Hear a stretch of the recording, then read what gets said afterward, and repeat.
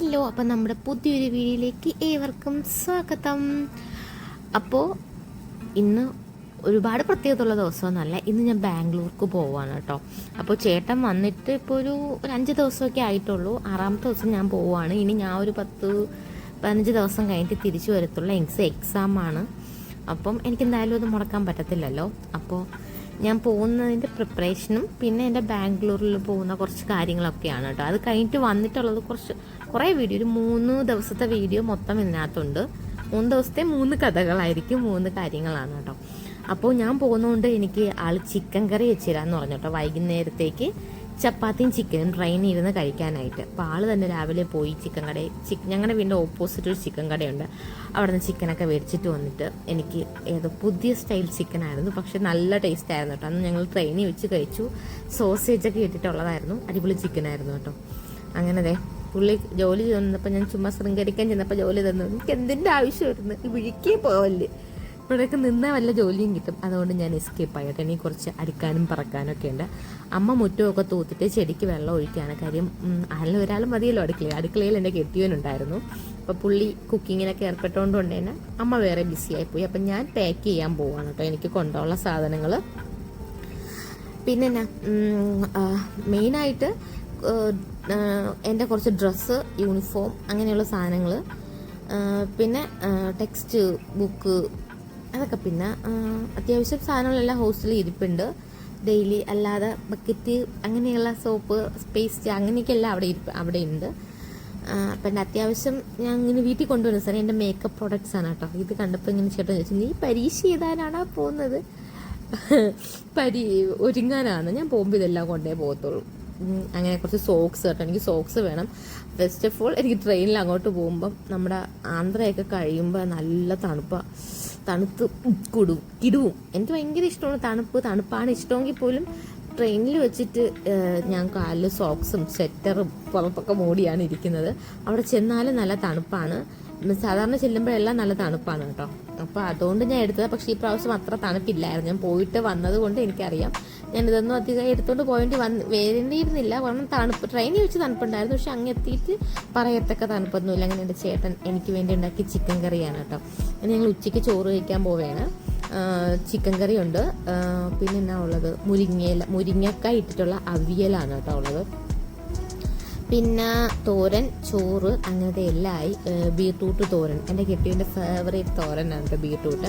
അല്ലെങ്കിൽ ഞങ്ങൾ സാധാരണ കറി വയ്ക്കുമ്പോൾ ഞങ്ങൾ വീട്ടിൽ നിന്ന് എടുക്കുന്ന വല്ല വാഴക്കൂമ്പോ, വാഴത്തടയോ, വഴുതണങ്ങ, നിങ്ങളുടെ വീട്ടിൻ്റെ ചുറ്റുവട്ടത്തുള്ള വെണ്ടയ്ക്ക, ഇങ്ങനെ എന്തെങ്കിലും ചേമ്പിൻ്റെ തണ്ടോ, ചേന ഇല, അങ്ങനെയൊക്കെയുള്ള സാധനങ്ങളൊക്കെ എടുത്താണ് കറി വയ്ക്കുന്നത്.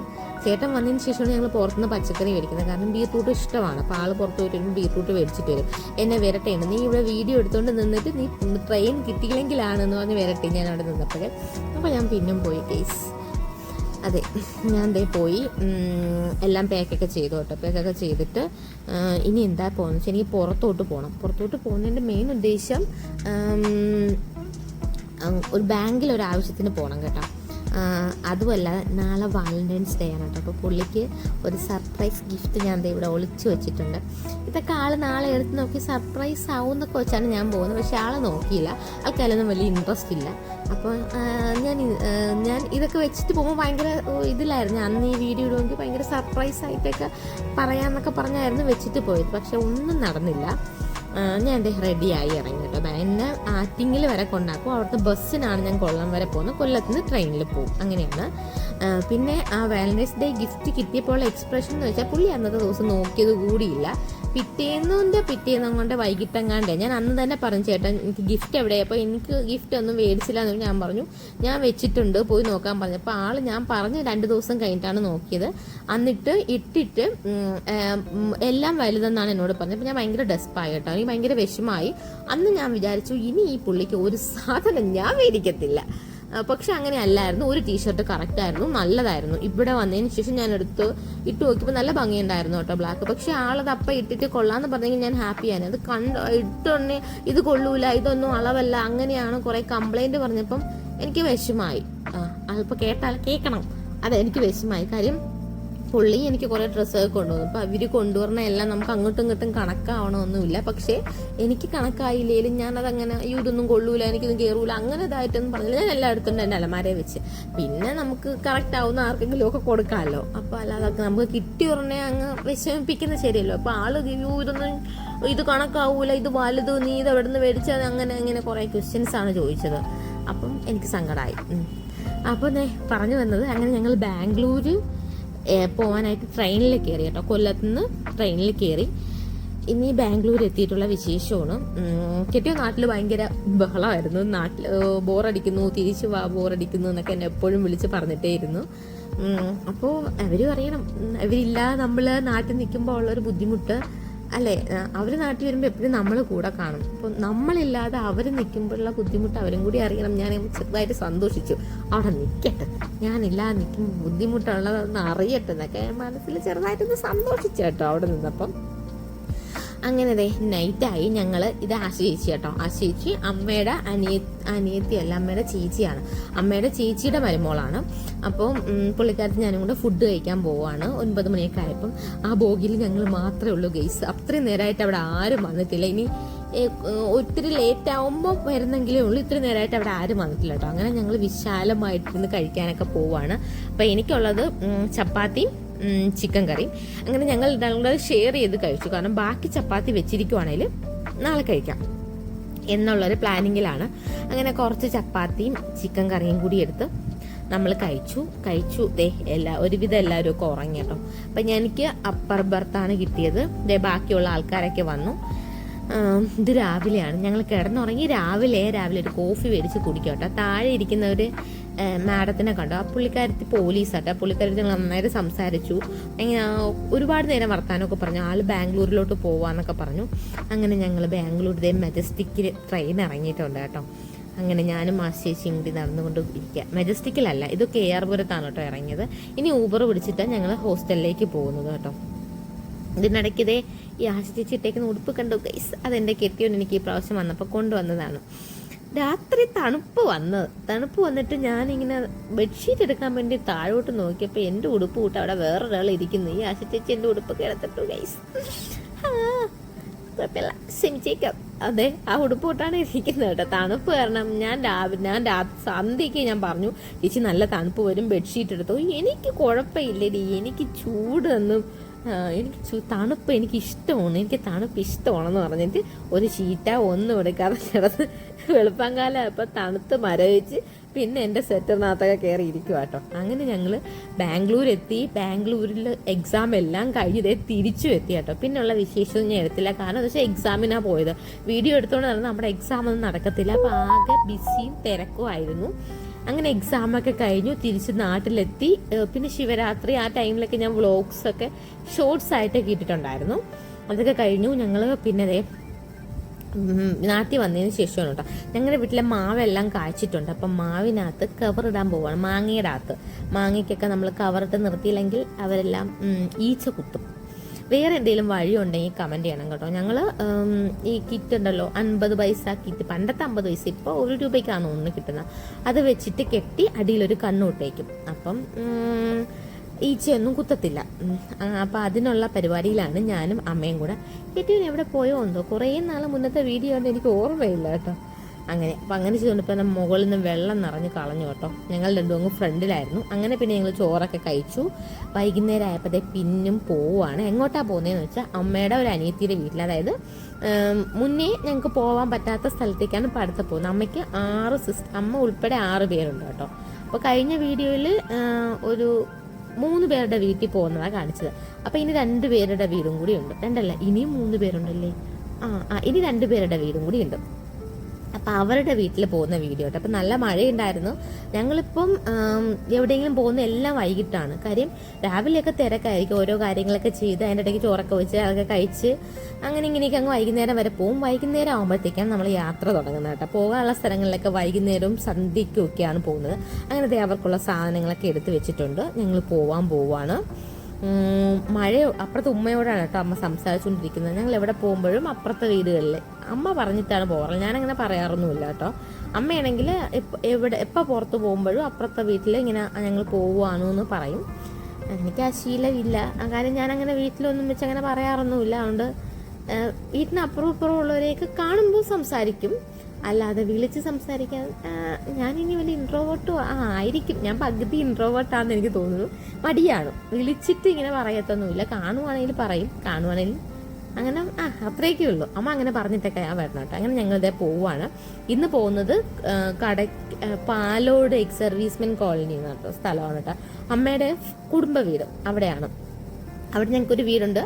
ആ വീടിൻ്റെ വീഡിയോ ഞാൻ മുന്നേ ഇട്ടിട്ടുണ്ടായിരുന്നു. ആൾ താമസമൊന്നുമില്ല. ഇപ്പോൾ ആ വീട് ഞങ്ങൾ കുറച്ച് പണിയൊക്കെ ചെയ്ത് നീറ്റാക്കിയൊക്കെ എടുത്തിട്ടുണ്ട്. അപ്പോൾ ഇനിയിപ്പോൾ കുറച്ച് റെൻറ്റിനൊക്കെ കൊടുക്കാനൊക്കെ പ്ലാനുണ്ട്. എത്രത്തോളം പോസിബിൾ ആണെന്ന് അറിയത്തില്ല. അപ്പം അങ്ങനെയൊക്കെ ഇരിക്കുവാണ്. അപ്പോൾ ആരെങ്കിലുമൊക്കെ വരുവാണെങ്കിൽ ഞങ്ങൾ കൊടുക്കും. അപ്പം അതിന് വേണ്ടിയിട്ടാണ്. അപ്പോൾ പോകുന്ന വഴിക്ക് മൊത്തം മഴയായിരുന്നു കേട്ടോ. അങ്ങനെ മഴയത്ത് നല്ല രസമുണ്ടായിരുന്നു. എനിക്ക് മഴയത്ത് കാറിൽ യാത്ര ചെയ്യാൻ എനിക്ക് ഭയങ്കര ഇഷ്ടമാണ്. അതൊക്കെ എന്താ കെട്ടിയോ വരുമ്പോൾ മാത്രമാണ് അതൊക്കെ നടക്കുന്നതല്ലേ, അല്ലെങ്കിൽ നടക്കത്തൊന്നുമില്ല. ഏറ്റവും കംഫർട്ടബിൾ ആയിട്ടുള്ള പൊസിഷനിലിരുന്ന്, അതായത് ചമ്മണം മടങ്ങിരുന്ന് മഴയത്തൊക്കെ ഇരുന്ന് പോകും ഭയങ്കര ഇഷ്ടമാണ്. അങ്ങനെ പോകുന്ന വഴിക്ക് ചായക്കടയിൽ നിർത്തി ഞാനും ചേട്ടനും നന്നായിട്ട് ചായ, എനിക്ക് പുറത്തിറങ്ങി ചായ കുടിക്കാനൊക്കെ ഭയങ്കര ഇഷ്ടമാണ്. അങ്ങനെ ചായയും വാഴയ്ക്കപ്പവും അങ്ങനെയൊക്കെ കഴിച്ചു. അപ്പോൾ പോകുന്ന വഴിക്ക് ഞങ്ങളുടെ വീടിൻ്റെ അപ്പുറത്തുള്ള കൊച്ചിനെ കണ്ടു കേട്ടോ. അങ്ങനെ അവനെയും കിട്ടി, അവൻ്റെ സബ്സ്ക്രൈബറാണ് കേട്ടോ. അപ്പോൾ അവനെയും കിട്ടി, അവനും വാഴയ്ക്കപ്പമൊക്കെ മേടിച്ചു കൊടുത്തു. അപ്പോൾ ഇനി ഞങ്ങൾ പോവാണ്. ഞാൻ അവനോട് പറഞ്ഞു, നീ എൻ്റെ വീഡിയോ ഒന്നും ഇപ്പോൾ കാണൊക്കെ ഇല്ലേടാന്നൊക്കെ ചോദിച്ചു. അവൻ അങ്ങനെ കാണാറുണ്ട്, ഇപ്പോഴും കാണും, ലൈക്ക് ചെയ്യൂ എന്നൊക്കെ പറഞ്ഞിട്ടുണ്ട്. അങ്ങനെ ദേ എത്തി കേട്ടോ. ഈ വീട് മുന്നേയും കാണിച്ചിട്ടുണ്ട്. മുന്നത്തൊരു പറമ്പ് ടൂറിൽ ഞങ്ങൾ വന്നിട്ടുള്ള വീടാണ് ഇത്. അമ്മയുടെ ഒരു അനിയത്തിയുടെ വീടാട്ടോ.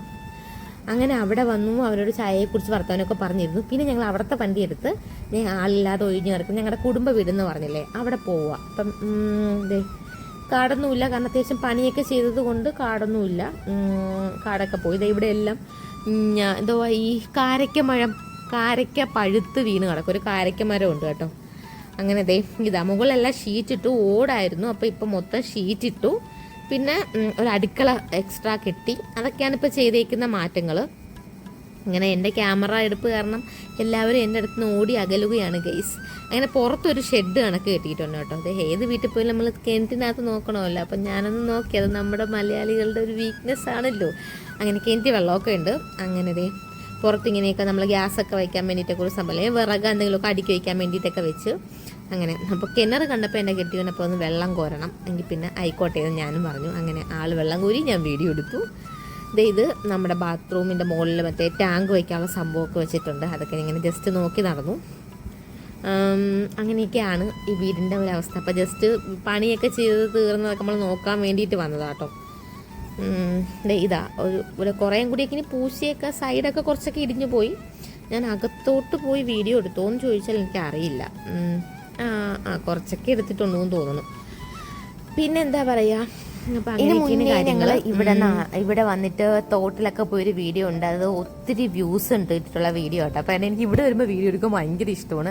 ഇതേ കാരക്കയെല്ലാം പഴുത്ത് നല്ല അടിപൊളിയായിട്ട് കിടപ്പുണ്ട് കേട്ടോ. എനിക്ക് പഴുത്ത കാരക്ക ഭയങ്കര ഇഷ്ടമാണ്. പച്ചക്കാരയ്ക്ക് ഉപ്പിലിട്ട് കഴിക്കുന്നതിനേക്കാളും പഴുത്ത കാരക്ക കഴിക്കാനാട്ടോ എനിക്ക് ടേസ്റ്റായിട്ട് തോന്നിയിട്ടുള്ളൂ. അങ്ങനെ ഞങ്ങൾ തിരിച്ച് ഈ വഴിയാട്ടോ പോകുന്നത്. 2 വീലറിലാണ് പോകുന്നത്. വണ്ടി ചിറ്റപ്പൻ്റെ വണ്ടി കേട്ടോ. എനിക്ക് പേടി കേട്ടോ. ചേട്ടൻ വണ്ടിയിൽ ഇങ്ങനെ പോകുമ്പോഴത്തേക്കും വണ്ടിയിൽ എൻ്റെ വെയിറ്റ് താങ്ങും എന്നൊക്കെ തോന്നും. കാര്യം ഒരു കട്ടർ കണക്കത്തെ വഴി, നല്ല റോഡൊന്നുമല്ല. എന്നിട്ട് ഞങ്ങൾ പുരയിടത്തിൽ അന്ന് പോയ പുരയിടത്തിൽ പോയി. കാരണം ഇവിടെ മിറാക്കിൾ ഫ്രൂട്ട് പഴുത്ത് നിൽപ്പുണ്ടാവും എന്ന് പറഞ്ഞു. അങ്ങനെ അത് കഴിക്കാനായിട്ടാണ്.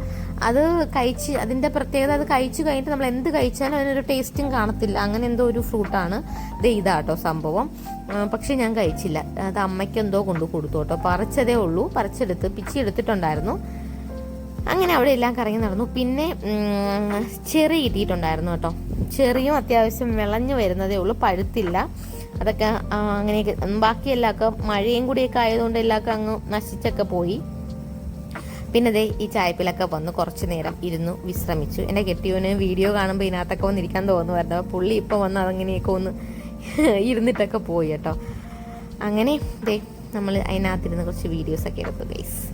കൊള്ളാം. വൈകുന്നേരമൊക്കെ വന്നിരിക്കാൻ രസമുണ്ട്. പക്ഷെ കൊതുക് കുറച്ച് ജാസ്തിയാണ് ഗൈസ്. വയലും വെള്ളമൊക്കെ അല്ലേ, അല്ലാതെ കുഴപ്പമില്ല. പേരയ്ക്ക മരം നിറയെ പേരയ്ക്കൊക്കെ കാച്ചി നിൽപ്പുണ്ട്. പേരയ്ക്കല്ല, ജാമ്പയ്ക്ക, വലിയ ജാമ്പയ്ക്ക, ആന ജാമ്പയ്ക്ക എന്ന് പറയും ഞങ്ങളുടെ വീട്ടിലൊക്കെ കേട്ടോ. നിങ്ങളൊക്കെ എന്ന് പറയുന്ന തരത്തിൽ ജാമ്പയ്ക്കയുടെ തന്നെ വലിയ ജാമ്പയ്ക്ക, റോസ് കളർ, വൈറ്റ് ആയിരിക്കും, നല്ല മൂത്ത് വരുമ്പോൾ റോസ് കളറാവും, അങ്ങനെ എന്തോ ആണ്. അങ്ങനെ അതൊക്കെ പൂത്ത് വരുന്നേ ഉള്ളൂ, ആയിട്ടില്ല. അപ്പോൾ നമ്മൾ വെച്ച് പോവാന്ന്. അങ്ങനെ പിന്നെ ഞങ്ങൾ വരുന്നത് അടുത്ത കുഞ്ഞമ്മയുടെ വീട്ടിലാട്ടോ. അമ്മയുടെ തന്നെ വേറൊരു അനിയത്തിരി ഇവിടെ. ഇവർ രണ്ടാളും അടുത്തടുത്താണ് താമസിക്കുന്നത്. അവിടെ വന്നിട്ട് എൻ്റെ കെട്ടിയവൻ അവിടുന്ന് സപ്പോർട്ടയൊക്കെ എല്ലാം നുള്ളി പറിച്ചു, മാങ്ങ പറിക്കാൻ പോകുന്നു, അഗസ്തിപ്പൂ പറിക്കുന്നു. അങ്ങനെ അവിടെ നിന്ന് എന്തൊക്കെ കൈക്കലാക്കാൻ പറ്റുന്നത് അതൊക്കെ രണ്ട് കയ്യിലും പിടിച്ചുകൊണ്ട് നിൽക്കുന്നതുണ്ടോ. സപ്പോർട്ടയാന്ന് തോന്നുന്നു, 3 സപ്പോർട്ടയാണ് പറിച്ചു വെച്ചിരിക്കുന്നത്. പിന്നെ അതൊക്കെ ഒരു പേപ്പറിട്ട് പൊതിഞ്ഞു വെച്ച് കുഞ്ഞമ്മ അവിടെ നിറയെ പുളി ഇരിക്കുന്നു കേട്ടോ. ആൾക്ക് പുളി കുത്തിയിട്ട് കൊടുക്കും. അപ്പം അത് നിറയെ അതിൻ്റെ ഇപ്പം വീട്ടിനകത്തോട്ട് കയറിയപ്പോൾ തന്നെ നല്ല പച്ച പുളിയുടെ മണമായിരുന്നു കേട്ടോ. നിറയെ പുളി കുരു കളഞ്ഞെടുത്തതും കുരു കളയാത്തതും ഒക്കെ ഇങ്ങനെ നിറയെ വെച്ചിട്ടുണ്ടായിരുന്നു. കണ്ടപ്പോൾ അങ്ങ് തിന്നാൻ തോന്നി. പക്ഷെ എനിക്ക് പുളിയാണ്, എനിക്ക് ഈ അധികം പുളിയുള്ള സാധനങ്ങൾ കഴിച്ചാൽ പിന്നെ എനിക്ക് ഒന്നും കഴിക്കാൻ പറ്റത്തില്ല. പിന്നെ കുഞ്ഞമ്മ നിർബന്ധിച്ചിട്ടില്ലെങ്കിലും ഞങ്ങൾ അവിടുന്ന് 3 ആളും ഫുഡ് കഴിച്ചു കേട്ടോ. കുഞ്ഞമ്മയും ചിറ്റപ്പനും മാത്രമേ ആ വീട്ടിൽ ഉള്ളൂ. അപ്പോൾ അവർക്ക് മാത്രം വെച്ച ചോറാണ്. പക്ഷെ ഞങ്ങൾ ചെന്ന് കഴിച്ചു കേട്ടോ. ഞങ്ങൾ 3 ആളും ഓരോ പ്ലേറ്റ് ഇട്ട് ബാക്കിയുള്ള ചോറും മീൻകറിയും ചിക്കനൊക്കെ ഉണ്ടായിരുന്നു, അതൊക്കെ കൂട്ടി ഫുഡ് കഴിച്ചു. അങ്ങനെ പിന്നെ ഇതാട്ടോ കുഞ്ഞമ്മ നിന്ന് കാര്യം പറഞ്ഞുകൊണ്ടിരിക്കുന്ന കുഞ്ഞമ്മ. ബാക്കി നമ്മൾ പാഴ്സൽ കൊടുത്ത് കേസ് അമ്മയ്ക്ക് വേണ്ടിയിട്ട്. അങ്ങനെ ഒരു വഴിക്ക് വരുമ്പോൾ വെറും കൈയോടെ പോകുന്നത് ശരിയല്ലല്ലോ. അതൊക്കെ കഴിഞ്ഞ് നമ്മളിതേ വീട്ടിലേക്ക് വരുവാട്ടോ. കുഞ്ഞമ്മയ്ക്ക് ടാറ്റയ്ക്ക് പോയാൽ പത്രമൊക്കെ ബേബീസ്.